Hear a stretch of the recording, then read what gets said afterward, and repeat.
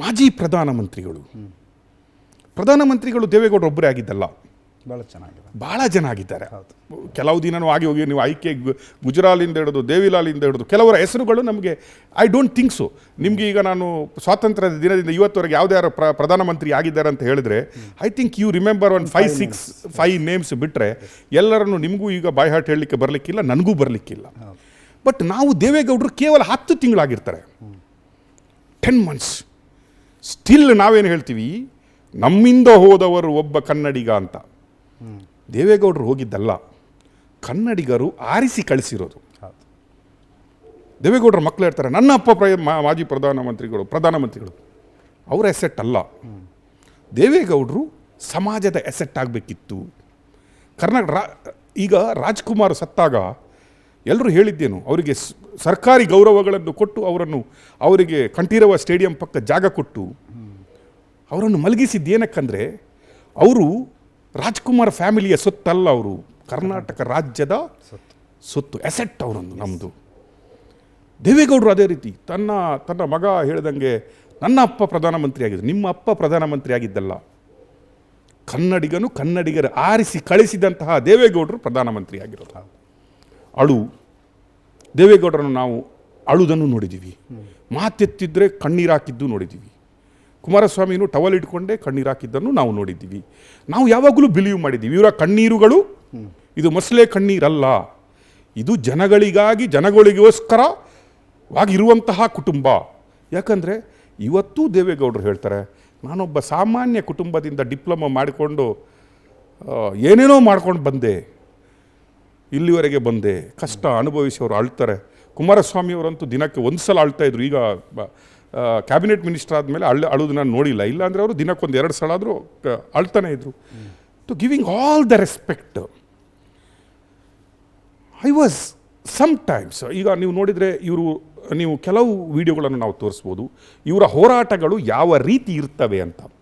I want to play some videos. ಇವರು ರಾಜ್ಯದ ರೈತರ ಬಗ್ಗೆ ಬಂದಾಗ ಯಾವ ರೀತಿ ಮಾತಾಡ್ತಾರೆ, ಯಾವ ರೀತಿಯಾಗಿ ಇವರು ನೈಸ್ ವಿಷಯ ಬಂದಾಗ ಮಾತಾಡ್ತಾರೆ, ಇವರು ಯಾವ ರೀತಿಯಾಗಿ ಕಾವೇರಿ ವಿಷಯ ಬಂದಾಗ ಮಾತಾಡ್ತಾರೆ, ರೈತರಿನ ನೀರಿನ ವಿಷಯಕ್ಕೆ ಬಂದಾಗ ಮಾತಾಡ್ತಾರೆ, ಬೆಂಗಳೂರಿನ ಕುಡಿಯುವ ನೀರಿನ ವಿಷಯಕ್ಕೆ ಬಂದಾಗ ಮಾತಾಡ್ತಾರೆ, ಡೆವಲಪ್ಮೆಂಟ್ಗಳು ಆಗಿಲ್ಲ ಅಂದರೂ ತೊಂದರೆ ಇಲ್ಲ, ರೈತರಿಗೆ ಅನ್ಯಾಯ ಮಾಡಬಾರ್ದು ಅನ್ನುವ ಸ್ಥಿತಿಯಲ್ಲಿ ಇವರು ನಿಂತ್ಕೋತಾರೆ. ಇಂತೆಲ್ಲ ಇರುವಂತಹ ದೇವೇಗೌಡರು, ಮಾಜಿ ಪ್ರಧಾನಮಂತ್ರಿಗಳಂತದ ದೇವೇಗೌಡರನ್ನು ನಾನು ಆ್ಯಸ್ ಎ ಜರ್ನಲಿಸ್ಟು ಮಾತ್ರ ಅಲ್ಲ, ಕರ್ನಾಟಕದ ಒಬ್ಬ ಸಾಮಾನ್ಯ ಪ್ರಜೆಯಾಗಿ ನಾನು ಅನಾಲಿಸಿಸ್ ಮಾಡ್ತಾ ಬಂದು, ನಾನು ಇವತ್ತಲ್ಲ ನಾವು ದೇವೇಗೌಡರನ್ನು ನೋಡಿದ್ದು, ಅವರು ಪ್ರಧಾನಮಂತ್ರಿಗಳು ಆಗಿದ್ದರಿಂದ ಇವತ್ತುವರೆಗೂ ನೋಡಿದ್ದೀವಿ. ಎಲ್ಲೋ ನನಗೆ ದೇವೇಗೌಡರ ವ್ಯಕ್ತಿತ್ವವನ್ನು ಸ್ಟಡಿ ಮಾಡ್ತಾ ಬಂದಾಗ, ದೇವೇಗೌಡರ ಮೂಮೆಂಟ್ಗಳನ್ನು ಸ್ಟಡಿ ಮಾಡ್ತಾ ಬಂದಾಗ, ದೇವೇಗೌಡರ ಇವತ್ತಿನವರೆಗಿನ ರಾಜಕೀಯವನ್ನು ನೋಡ್ತಾ ಬಂದಾಗ ಯಾವ ರೀತಿಯಾಗಿ ಅನಿಸಿಕೆಗಳು ನನಗೆ ಅನಿಸ್ತಾ ಇತ್ತು ಅನ್ನುವ ಅವಲೋಕನದೊಂದಿಗೆ ನಾವು ಅವರನ್ನು ಇನ್ವೆಸ್ಟಿಗೇಷನ್ ಜರ್ನಲಿಸಮಲ್ಲಿ ಹಾಕಿದಾಗ ದೇವೇಗೌಡರು ಯಾವ ರೀತಿಯ ತುಲನೆಯಲ್ಲಿ ಎಲ್ಲಿ ಇವತ್ತು ನಿಂತ್ಕೊಂಡಿದ್ದಾರೆ, ಭಾರ ಯಾವ ಕಡೆ ಜಾಸ್ತಿ ಆಗಿದೆ ಅನ್ನುವ ಸ್ಟೋರಿ ಇದು. It is not something personal. ದೇವೇಗೌಡರು ನೀವು ನೋಡ್ತೀರಿ, ಅವರ ಲೆಟರ್ ಹೆಡ್ಗಿರುವ ವ್ಯಾಲ್ಯೂ ಇವತ್ತು ಸಾಧಾರಣವಾಗಿ ಯಾರ ಲೆಟರ್ ಹೆಡ್ಗೂ ಇಲ್ಲ. ದೇವೇಗೌಡರು ಪ್ರತಿಯೊಂದಕ್ಕೂ ಪತ್ರ ಬರೆಯುವಂಥ ಒಂದು ಹ್ಯಾಬಿಟನ್ನು ಇಟ್ಕೊಂಡಿದ್ದಾರೆ. ಯಾರ ಬಗ್ಗೆನೂ ಅವರೊಂದು ಪತ್ರ ಬರೆದು ಹಾಕೋದು. ದೇವೇಗೌಡರ ಲೆಟರ್ ಹೆಡ್ ನೋಡಿದ ಕೂಡಲೇ ಎಲ್ರಿಗೂ ಮಹಾನುಭಾವರಾದ ದೇವೇಗೌಡರು ಬರೆದ್ರಲ್ಲ, ಇದರಲ್ಲಿ ಏನಾದರೂ ಸತ್ಯ ಇರ್ಬೋದು, ನಿಜ ಇರ್ಬೋದು, ಇದು ಇಮಿಡಿಯೇಟ್ಲಿ ಆ್ಯಕ್ಷನ್ ಆಗಬೇಕು ಅನ್ನೋ ಒಂದು ಹಂತಕ್ಕೆ ಎಲ್ಲರೂ ತಲುಪ್ತಾರೆ. ಇಷ್ಟು ಪತ್ರ ಬರೀತಾ ಇದ್ದ ದೇವೇಗೌಡರು, ರಾಜಕೀಯ ನೈತಿಕತೆಯ ಬಗ್ಗೆ ಮಾತಾಡ್ತಾ ಇದ್ದ ದೇವೇಗೌಡರು, ಸ್ವಾಭಿಮಾನದ ಬಗ್ಗೆ ಮಾತಾಡ್ತಾ ಇದ್ದ ದೇವೇಗೌಡರು, ಮತ್ತು ರೈತಾಪಿ ವರ್ಗದ ಬಗ್ಗೆ ಮಾತಾಡ್ತಾ ಇದ್ದ ದೇವೇಗೌಡರು ತನ್ನ ಪಕ್ಷಕ್ಕೆ ಯಾವ ರೀತಿಯ ಚಿಹ್ನೆಯನ್ನು ತರ್ತಾರೆ ಅಂದರೆ ತೆನೆ ಹೊತ್ತ ಮಹಿಳೆಯನ್ನು ತರ್ತಾರೆ. ಅದು ಮಹಿಳೆಯರಿಗೆ ಏನು ಅನ್ಯಾಯ ಆಯಿತು ನಾವು ತೋರಿಸಿದ್ದೀವಿ, ಇನ್ನು ತೆನೆ ಹೊತ್ತವರಿಗೇನಾಗಿದೆ ಅನ್ನೋ ಒಂದು ಕುತೂಹಲನೂ ನಮಗಿತ್ತು. Whether this is a real ಮುಖವಾಡ. ನಾವು ಹೇಳ್ತೀವಿ ಒಂದು ನಾಣ್ಯದ 2 ಮುಖಗಳು ಅಂತ. ನಾವು ಒಂದು ಮುಖವನ್ನು ದೇವೇಗೌಡರದ್ದು ಕಂಪ್ಲೀಟಾಗಿ ನೋಡಿದ್ವಿ, ದೇವೇಗೌಡರ ಫ್ಯಾಮಿಲಿಯವರನ್ನು ನೋಡಿದ್ವಿ. ಅವರನ್ನು ಯಾರನ್ನು ಬೇಕಾದರೆ ಯಾವ ರೀತಿಯಾಗಿ ನಂಬಿಸಬೇಕಾದಂತಹ ಒಂದು ಚಾಣಚಾಕ್ಯತೆ ಅವರ ಹತ್ರ ಎಲ್ಲ ಇದೆ, ಅವರ ಫ್ಯಾಮಿಲಿಯಲ್ಲಿದೆ. ಯಾರೊಟ್ಟಿಗೆ ಬೇಕಾದರೆ ಯಾವಾಗ ಬೇಕಾದರೂ ಹೋಗ್ಬಿಟ್ಟು ವ್ಯವಹಾರ ಕುದುರಿಸುವಂತಹ ಒಂದು ವ್ಯಾವಹಾರಿಕ ಜ್ಞಾನ ಅವರಿಗಿದೆ. ಅದು ಟ್ಯಾಲೆಂಟೇ ಹೇಳ್ಬೋದು. ನಾವು ಅದನ್ನು ರಾಜಕೀಯ ಚಾಣಕ್ಯರು ಅಂತ ಹೇಳ್ಬೋದು, ಅಥವಾ ಹೈಲಿ ಟ್ಯಾಲೆಂಟೆಡ್ ಅಂತ ಹೇಳ್ಬೋದು. ಸ್ವಾಭಿಮಾನ ಬಿಟ್ಟು ಎಲ್ಲದಕ್ಕೂ ನಾವು ರೆಡಿ ಅಂತ ನಿಂತ್ಕೊಳ್ಳುವಂತಹ ಒಂದು ಏನು ಕೆಪಾಸಿಟಿನೂ ಅವ್ರ ಹತ್ರ ಇದೆ. ಯಾಕಂದರೆ ಇದೇ ಮೋದಿಗೆ ದೇವೇಗೌಡರು ಬೈಯದಿದ್ದದ್ದು ಯಾವುದೂ ಇಲ್ಲ. ಇದೇ ಕುಮಾರಸ್ವಾಮಿಯವರು BJPಯವರಿಗೆ ಅನ್ನದಿದ್ದಿದ್ದು ಯಾವುದೂ ಇಲ್ಲ. ಇಟ್ ಈಸ್ ನಾಟ್, ನಾವು ದಶಕಗಳ ಹಿಂದೆ ಹೋಗೋದು ಬೇಡ, 1 ವರ್ಷದ ಹಿಂದೆ ಹೋದರೆ ಎಲೆಕ್ಷನ್ನ ನೀವು ಸ್ಪೀಚ್ಗಳನ್ನು ನೋಡಿದರೆ ನೋಡ್ಬೋದು. ಇವತ್ತು ಅದೇ ದೇವೇಗೌಡರು ಅದೇ ಬಾಯಲ್ಲಿ ಏನು ಮಾತಾಡ್ತಾರೆ, ಕೈಯಂಗೆತ್ತಾರೆ, ಎಲ್ಲ ಸೀನ್ಗಳನ್ನು ನಾವು ನೋಡಿದ್ದೀವಿ. ಅಂದರೆ ಇವರನ್ನು ನಾವು ಅವಲೋಕನ ಮಾಡ್ತಾ ಬಂದರೆ, ಜರ್ನಿಗಳನ್ನು ಅವಲೋಕನ ಬಂದರೆ, ಕಾಂಪ್ರಮೈಸ್ ಪಾಲಿಟಿಕ್ಸ್ ಮಾತ್ರವಲ್ಲ, ಲಾಭ ಆದರೆ ಇವರು ಯಾವುದಕ್ಕೂ ರೆಡಿ, ಎಲ್ಲಿಗೂ ರೆಡಿ ಅನ್ನುವ ವಿಶ್ಲೇಷಣೆ ನಾವು ಈಸಿಯಾಗಿ ಕೊಡ್ಬೋದು. ಬಟ್ ಸ್ಟಿಲ್ ದೇವೇಗೌಡರು ಕರ್ನಾಟಕದ ಕನ್ನಡಿಗರ ಮನಸ್ಸಲ್ಲಿ ಇವತ್ತು ಕರ್ನಾಟಕ ರತ್ನವಾಗಿ ಉಳಿದಿದ್ದಾರೆ. There is no dispute. Same time ಹಾಸನದ ಜನತೆ ಒಂದು ಹೆಜ್ಜೆ ಮುಂದೆ ಹೋಗಿ ಇವರು ಹಾಸನಾಂಬೆಯ ನಂತರ ಹಾಸನಕ್ಕೆ ದೇವೇಗೌಡರೇ ಅಂತ ಮಾತಾಡುವುದೂ ಇದೆ. ಅದಕ್ಕಿಂತಲೂ ಮುಂಚೆ ಹೋಗಿ ಒಕ್ಕಲಿಗರು ಅನ್ನೋ ಏನು ಪಂಗಡ ಇದೆ, ಆ ವರ್ಗಕ್ಕೆ ಇವರು ಬಿಟ್ಟರೆ ಬೇರೆ ಯಾರೂ ಅಲ್ಲ ಅನ್ನುವ ಒಂದು ಇಮ್ಯಾಜಿನೇಷನನ್ನು ಕ್ರಿಯೇಟ್ ಆಗಿದೆ.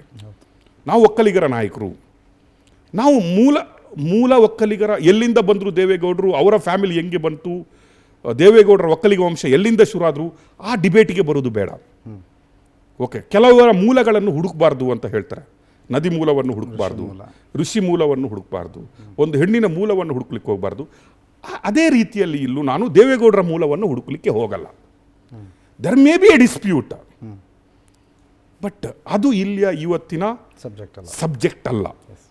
So we respect every individuals emotions, self respect. And ಅದಕ್ಕಿಂತಲೂ ಮುಂಚೆ ನನ್ನ principal is very clear: give respect and take respect. ಇವತ್ತು ಮೂಲಗಳನ್ನು ಹುಡುಕಿ ಕೆದಕುವುದು ಬೇಡ. ಬಟ್ ಇವತ್ತಿನ ಪ್ರೋಗ್ರಾಮ್ ಏನಿದೆ ಅಲ್ವಾ, ನಾನು ಈ ಕಾಯಿನ್ ಅಂತ ಏನು ಹೇಳ್ತಾ ಇದ್ದೀವಿ ನಾವು, today I want little bit turn the coin.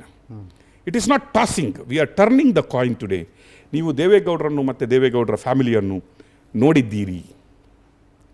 ನಾವೊಂದು ಇನ್ವೆಸ್ಟಿಗೇಷನ್ ಜರ್ನಲಿಸಮ್ ಮಾಡಿದ್ದೀವಿ. ಈ ಕಣ್ಣೀರುಗಳು, ಈ ವ್ಯವಸ್ಥೆಗಳು, ಈ ರೈತರ ಮೇಲೆ ಇರುವ ಕಾಳಜಿಗಳು, ಮತ್ತು ಒಂದು ಸಾಮಾನ್ಯ ವರ್ಗದಿಂದ ಬಂದ ದೇವೇಗೌಡರು ಮತ್ತು ಅವರ ಫ್ಯಾಮಿಲಿ ಇವತ್ತು ಸಾವಿರಾರು ಕೋಟಿಯ ಒಡೆಯರಾಗಿದ್ದಾದರೂ ಹೆಂಗೆ ಅನ್ನೋ ಒಂದು ಇನ್ವೆಸ್ಟಿಗೇಷನ್ ಜರ್ನಲಿಸಮ್. ಅದರಲ್ಲಿ ಯಾವತ್ತೂ ಹೇಳ್ತಾರೆ, ಕುಮಾರಸ್ವಾಮಿ ಅವರು ಹೇಳ್ತಾರೆ, ನನ್ನ ತಂದೆ 84-85 ರಾಮನಗರಕ್ಕೆ ಬರುವ ಮೊದಲೇ ನಾನು ಫಿಲ್ಮ್ ಪ್ರೊಡ್ಯೂಸರ್ ಆಗಿದ್ದೆ, ನಾನು ಡ್ರ್ಯಾಗನ್ ಫ್ರೂಟ್ ಬೆಳಿತೀನಿ, ನಾನು ಸೀಬೆಕಾಯಿ ಬೆಳಿತೀನಿ ಅಂತೆಲ್ಲ ಕತೆ ಹೇಳ್ತಾರೆ. ನಾನು ನೋಡಿದ್ದೀನಿ 50 ಎಕರೆ ಸೀಬೆಕಾಯಿ ಬೆಳೆಯುವವರು ಇಲ್ಲಿವರೆಗೆ ಅವನು ರೈತನೇ ಆಗಿದ್ದಾನೆ. ಬಟ್ ಕುಮಾರಸ್ವಾಮಿ ಅಂತ ರೈತನು ಯಾರೂ ಆಗಿಲ್ಲ. ದೇವೇಗೌಡರ ಮನೆತನದ ಥರ ಇಡೀ ಬೆಂಗಳೂರು ಸುತ್ತಮುತ್ತ 1,000 ಎಕರೆಯನ್ನು ಯಾರು ಇಟ್ಕೊಂಡಿಲ್ಲ. ಬಡವರ ಬಗ್ಗೆ ಕಾಳಜಿ ಇರುವ ದೇವೇಗೌಡರು, ರೈತರ ಬಗ್ಗೆ ಕಾಳಜಿ ಇರುವ ದೇವೇಗೌಡರು, ಹೆಣ್ಣು ಮಕ್ಕಳ ಬಗ್ಗೆ ಕಾಳಜಿ ಇರುವ ದೇವೇಗೌಡರು. ಫಸ್ಟ್ ನನಗೆ ಡಿಫರ್ ಆಗಿದ್ದು ಎಲ್ಲಿಂದ ಅಂತ ನಾನು ಹೇಳ್ತಾ ಹೋಗ್ತೀನಿ.